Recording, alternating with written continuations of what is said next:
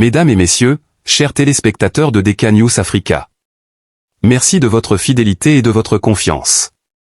Vous êtes de plus en plus nombreux à nous suivre pour recevoir des informations crédibles, vérifiées et diffusées en temps réel sur la situation sécuritaire en République démocratique du Congo et dans la région des Grands Lacs.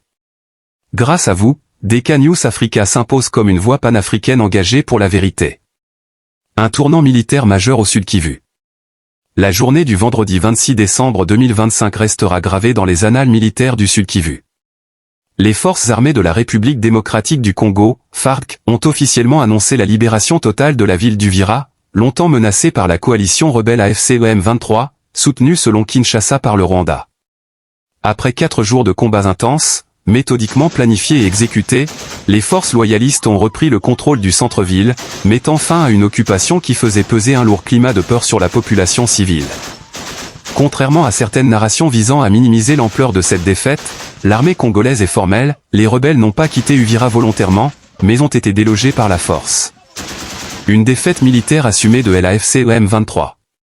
Le lieutenant Mbui Kalonji Rigane, porte-parole des FARC dans la zone, a été clair et sans ambiguïté. Selon lui, le retrait de l'AFC M23 est la conséquence directe de leur défaite à Makobola et d'une intervention stratégique décisive au port d'Uvira, point névralgique pour la logistique ennemie.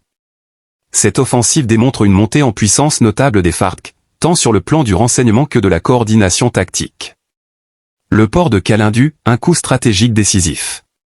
L'un des épisodes les plus marquants de cette opération s'est déroulé aux environs de 6 heures du matin, au port de Kalindu.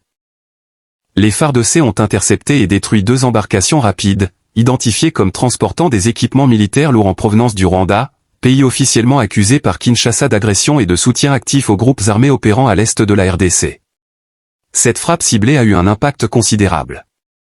Elle a coupé une voie logistique essentielle, désorganisé la chaîne de commandement ennemi, et contraint l'AFC M23 à délocaliser précipitamment son état-major. Il ne s'agit pas d'un retrait volontaire, mais forcé suite à la pression militaire des FARDC, a martelé le lieutenant Kalonji Rigane. Un bilan lourd pour la coalition rebelle. Sur le terrain, le bilan est sans appel. En seulement 4 jours, des pertes humaines importantes ont été infligées à l'ennemi. 13 combattants rebelles capturés. 11 armes récupérées, de calibres confondus. Et plusieurs positions stratégiques reprises. Acculés, les rebelles ont tenté un repli sur l'ancienne base de la MONUSCO à Mutma, espérant y reconstituer leurs forces. Cette tentative a été rapidement neutralisée par les FARC, les forçant à une nouvelle débandade. Aux dernières informations militaires, l'état-major de l'AFC M23 se serait replié vers Kiliba, à une vingtaine de kilomètres d'Uvira. Démenti formel sur Kamanyola. Face aux rumeurs alarmistes faisant état d'une possible présence rebelle à Kamanyola, le commandement militaire a opposé un démenti catégorique. Les FARC assurent garder un contrôle strict de la zone, tout en maintenant une pression constante sur les éléments en fuite. L'objectif est clair, ne laisser aucun sanctuaire aux groupes armés. Une armée déterminée à restaurer l'autorité de l'État. Au-delà de la victoire militaire, ce succès envoie un message politique fort. L'État congolais entend restaurer son autorité sur chaque centimètre carré de son territoire. La hiérarchie militaire du Sud Kivu a réaffirmé son engagement à sécuriser durablement Uvira et ses environs. Protéger les populations civiles longtemps meurtries. Et mettre fin aux velléités expansionnistes de forces étrangères déguisées en mouvements rebelles. Cette avancée redonne espoir à une population qui aspire avant tout à la paix, à la stabilité et au retour d'une vie normale. Analyse, une victoire, mais une vigilance permanente. Si la libération d'Uvira constitue une victoire stratégique indéniable, elle ne marque pas pour autant la fin définitive du conflit à l'est de la RDC.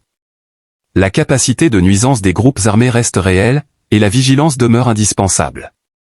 Toutefois, cette opération prouve que, lorsque les FARDC disposent de moyens adéquats, d'un commandement structuré et d'un soutien populaire, elles sont capables de repousser efficacement toute agression. Uvira est aujourd'hui libre, mais le combat pour une paix durable continue. Cette victoire renforce la confiance entre l'armée et la population, tout en envoyant un signal fort aux ennemis de la République, la RDC ne reculera plus. Chers téléspectateurs, merci d'avoir suivi ce reportage sur DK News Africa, votre chaîne d'information crédible et engagée. N'oubliez pas d'aimer cette vidéo, de vous abonner à notre chaîne et de partager cette information pour soutenir un journalisme responsable et panafricain. À très bientôt pour de nouvelles analyses en temps réel. Apôtre de Dekibala. DK News Africa.